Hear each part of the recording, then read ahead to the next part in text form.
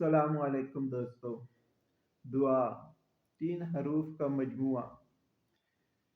جب انسان کی تخلیق نہیں ہوئی تھی تو اللہ رب العالمین کے دربار عالم میں فرشتوں کی ایک بہت بڑی تعداد موجود تھی اس وقت بھی، جو اللہ کی عبادت اور تسبیح بیان کرتے رہتے تھے۔ لیکن یہ جو انسان ہے، جب بے بسی اور بے کسی کے عالم میں اللہ رب العالمین کے دربار عالی میں ہاتھ اٹھاتا ہے اور اللہ رب العالمین سے مدد چاہتا ہے، تو اللہ رب العالمین اس سے خوش ہوتے ہیں اور کہتے ہیں کہ میرا بندہ مجھے مسبب الاسباب مان رہا ہے، یہ مجھ سے مانگ رہا ہے، مجھ سے طلب کر رہا ہے، اس نے مجھے میری قدرتوں سے پہچانا ہے۔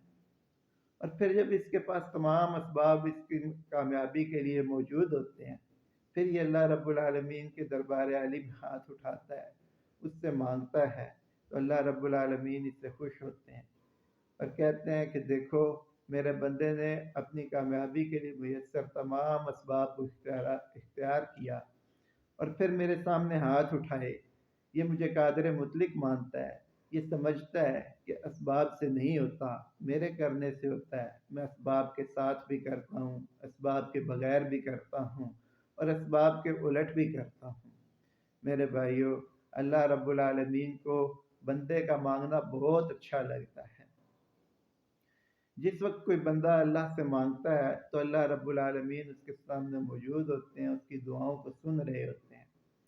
کسی کو اگر اس کی دعا ملے یا نہ ملے، اس کی مانگی ہوئی اشیاء ملیں یا نہ ملیں، اللہ رب العالمین کی دربار عالی میں اس کی دعا ضرور مقبول ہوتی ہے۔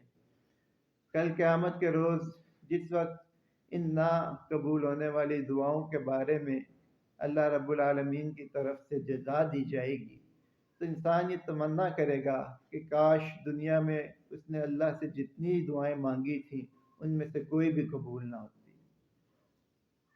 میرے بھائیوں، مجھے افسوس ہوتا ہے آج ان لوگوں پر جو اجتماعی دعاؤں کو چھوڑ کر چلے جاتے ہیں۔ جمعے کی اجتماعی دعائیں، عید کی اجتماعی دعائیں اور نمازوں کی اجتماعی دعائیں محض اپنے چھوٹے چھوٹے کاموں کو ضروری سمجھتے ہیں اور اللہ رب العالمین سے مانگنے کو فضول خیال کرتے ہیں، چھوٹا سمجھتے ہیں اور اٹھ کر چلے جاتے ہیں۔ یا اکیلے میں بیٹھ کر جس وقت فارغ ہوتے ہیں تو اللہ سے نہیں مانگتے، یا اللہ سے اکیلے میں مانگتے بھی ہیں تو بس رسم پوری کرنے کے لیے مانگتے ہیں۔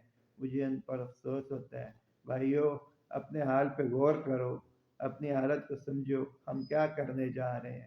میرے بھائیو، کامیابی اسی میں ہے کہ اللہ رب العالمین کی بڑائی، اس کی عظمت کو تسلیم کیا جائے اور اللہ رب العالمین کے احکامات پر عمل کیا جائے اور اپنے تخلیق کے مقصد کو پورا کیا جائے۔